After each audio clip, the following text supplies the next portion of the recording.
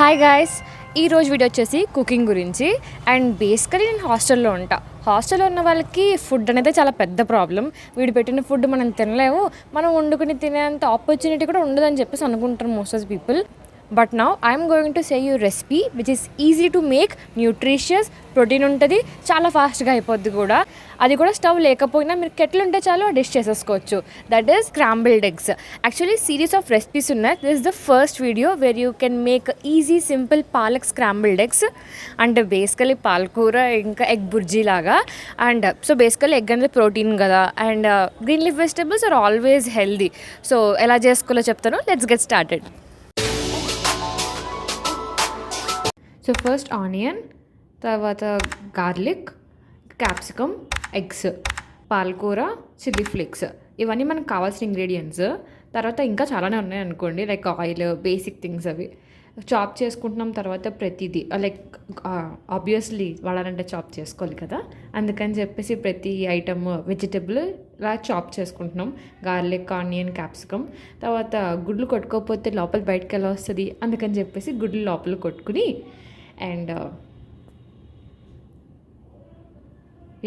గుడ్లు లోపల కొట్టుకుని దాంట్లోనే చిల్లీ ఫ్లేక్స్, సాల్ట్ వేసుకుని గడగడగడ అని చెప్పేసి అలా బాగా మిక్స్ చేసేయాలన్నమాట. తర్వాత ఈ కెటిల్ ఇస్ అ సేవియర్. తర్వాత నేను సూపర్ మార్కెట్లో తీసుకున్న బటర్ కొంచెం మెల్ట్ అయ్యాక గార్లిక్ ఫాస్ట్గా వేసుకోవాలి. సో బేసికలీ కెటిల్ ఏంటంటే మనం పెనంలా కాదు, చాలా ఫాస్ట్గా వేడైపోతుంది. అందుకని చెప్పేసి తాలింపు స్టేజ్ అన్నది చాలా ఇంపార్టెంట్. అది చాలా ఫాస్ట్గా వేసుకోవాలన్నమాట. మనకి కొంచెం అటు ఇటు చూసుకున్నా పోతుంది, మొత్తం మాడిపోద్ది బేసికలీ. సో వెంటనే బటర్ వేసుకున్న వెంటనే ఒక 2 secondsలో గార్లిక్ వేసుకుని కొంచెం ఫ్రై అయ్యాక ఆనియన్స్, తర్వాత క్యాప్సికమ్. ఇప్పుడు పాలకూర వేసుకుంటున్నాము. అండ్ పాలకూర వేసుకున్న స్టార్టింగ్లో మనకి ఎక్కువ వేసుకున్నట్టు అనిపిస్తుంది, కానీ 2-3 గుప్పెట్లు ఈజీగా వేసుకోవచ్చు. తర్వాత మనం ఉప్పు వేసుకున్న తర్వాత మనకి సాల్ట్ అంది కలిసిన తర్వాత వాటర్ రిలీజ్ అయ్యి ఇట్ విల్ గో అనమాట, అంటే వాల్యూమ్ తగ్గిపోతుంది. సాల్ట్ వేసుకున్న తర్వాత చిల్లీ ఫ్లేక్స్ వేసుకుంటాము.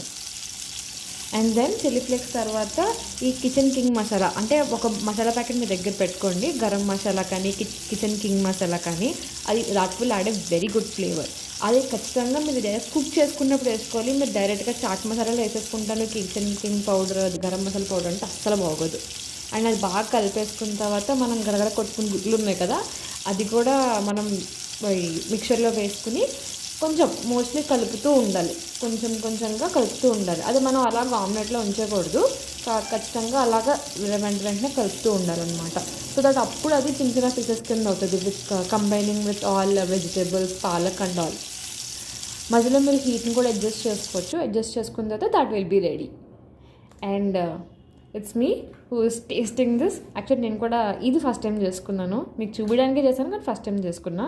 వేడిగా ఉంటుంది, కకృతి పడకుండా స్లోగా తినండి. And it tasted good. I'm happy. I hope మీకు ఈ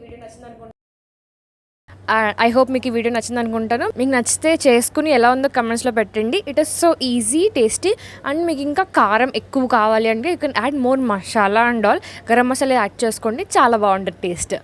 ఓకే, డూ సబ్స్క్రైబ్. బాయ్.